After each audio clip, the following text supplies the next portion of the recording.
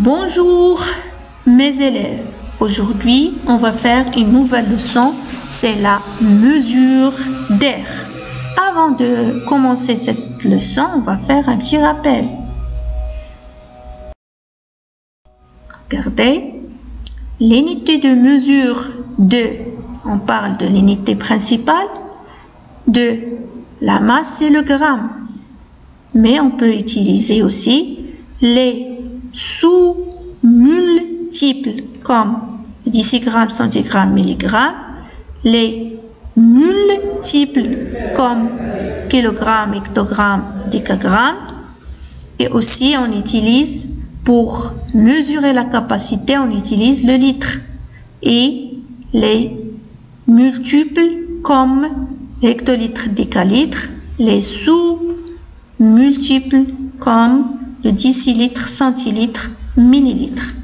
Mais pour les longueurs, on utilise le mètre, l'unité principale c'est le mètre, et les multiples comme kilomètre, hectomètre, décamètre, et les sous-multiples comme le décimètre, centimètre, millimètre.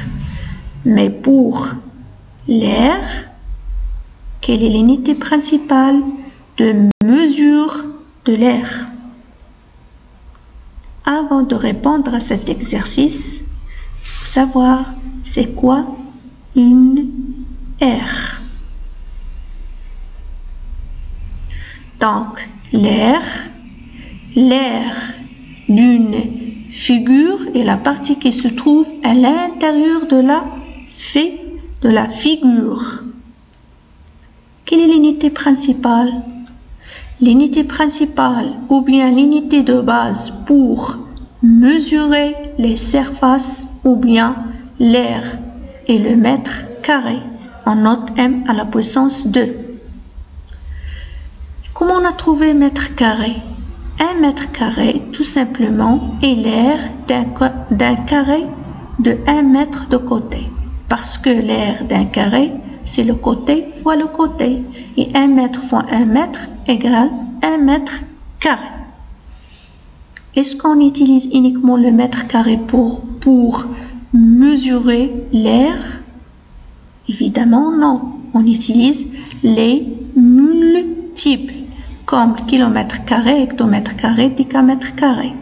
Ou bien les sous-multiples comme décimètre carré, centimètre carré, millimètre carré. Voilà le tableau de conversion.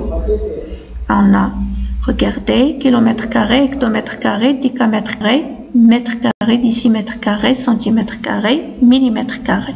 Et chaque unité se compose de deux colonnes, unité et les dizaines.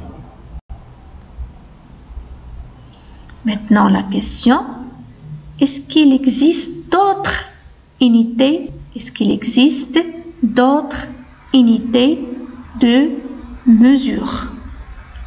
Comme remarque, oui, pour mesurer les champs et les terrains, on utilise le ar.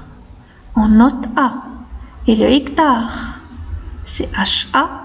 Et le centiare, on note CA. Maintenant, je cherche la relation qui se trouve entre ces unités de mesure et les autres unités qu'on a déjà vues. 1 hectare égale 1 mètre carré. 1 hectare égale 10 000 mètres carrés. Et 1 centiare égale 1 mètre carré. Maintenant, je donne un exemple.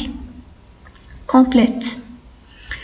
69 mètres carrés égale 0,69 quoi? Et 0,048 km carrés égale 480 quoi? Donc, pour convertir d'une unité à une autre, toujours je dois écrire le chiffre des unités dans la colonne d'unités. Par exemple, ici 69, le chiffre d'unité c'est 9. Je dois l'écrire dans la colonne d'unité de mètre carré. Et j'ai le droit d'écrire un seul chiffre par colonne. Et voilà le tableau. 0 dans l'unité 9 dans l'unité de mètre carré. Je cherche où se trouve le nouveau chiffre d'unité, c'est 0, où il se coïncide il se trouve dans l'unité du décamètre carré. Et je dois mettre la virgule. Donc c'est 0,69 décamètre carré. La même chose pour le deuxième exemple. 0 dans l'unité de kilomètre carré. Je dois écrire un seul chiffre par colonne. Pour arriver à 480, je cherche où se coïncide le chiffre 0, c'est le nouveau chiffre d'unité.